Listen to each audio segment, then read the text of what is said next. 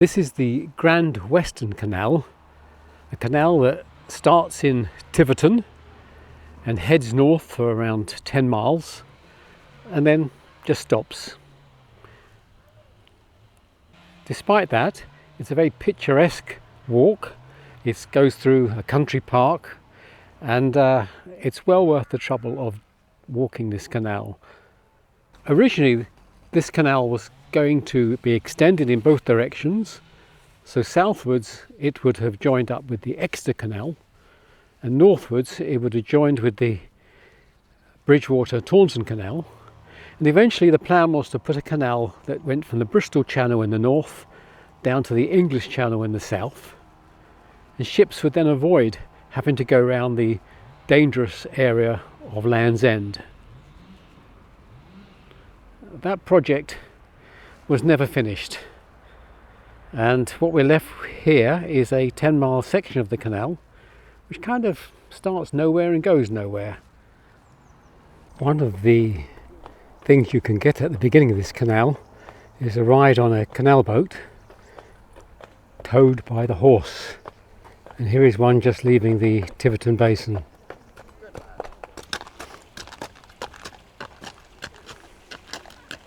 Back to the start now, and you can see there are 3 or 4 boats here, but they have to be lifted into the water here because the canal simply joins up with nothing else.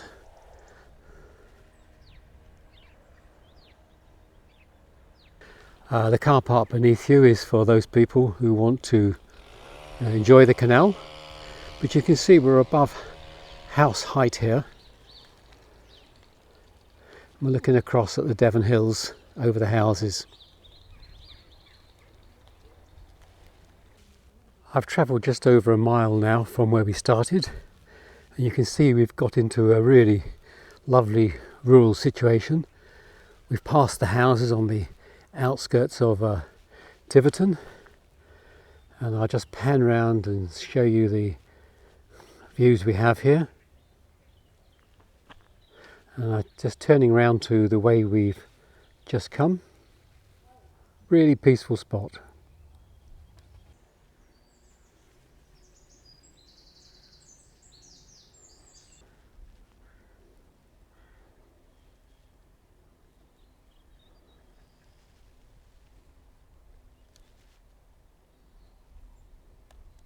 We're 1.8 miles from the start now, and there's a memorial here to where a Canberra bomber crashed, and if we look down the bottom here, they named the pilot Flight Lieutenant Roger Moore, navigator Martin Archard.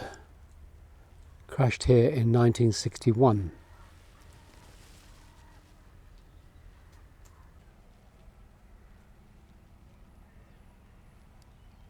Quite a number of canal boats moored here. These are presumably boats that are lived on. There's very few places you can go to on this canal.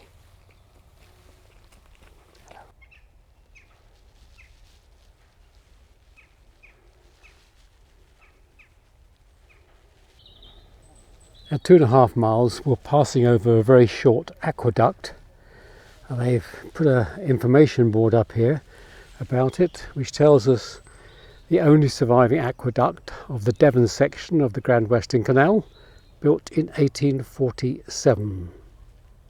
2.9 miles we come to a point where we take the left fork, we cross over the bridge there, and the path continues down the right hand side of the canal. And this is up on the bridge, and you can see the canal path down there on the right hand side. On the right hand side of the canal here we're looking across fields of vegetables, all done in neat rows, all different varieties, different colours. Very agricultural view.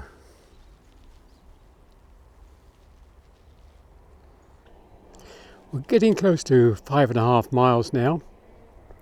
The canal's on a bit of an embankment here. We get panoramic views across the Devonshire hills Got a farm down there.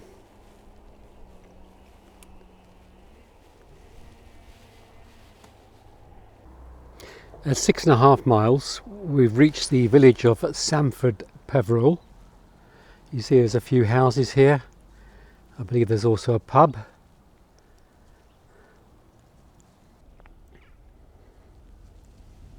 And up on our left is the parish church of Samford Peveril. Rather pretty little building, and the churchyard in front of it. At around 7 miles, the canal passes under the motorway.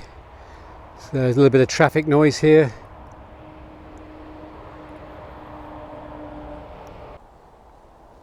Just coming up to 8 miles along the canal path, we've come to a little hamlet called Ashford, A-Y-S-H, Ashford, and there's a chapel up there with some cows. We're close to the 10-mile mark now, and there's a access spot onto the canal here. There's some parking, some green areas. You can even get a boat down here if you wish.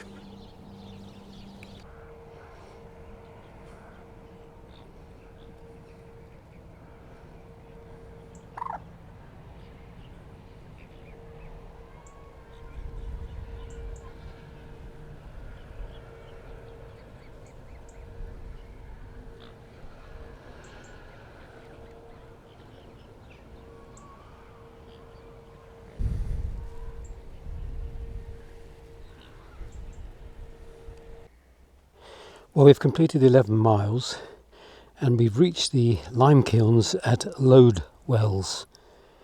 Now, when the plan to join the canals up across the counties to connect the Bristol Channel with the English Channel fell through, it left the Tiverton Canal orphaned.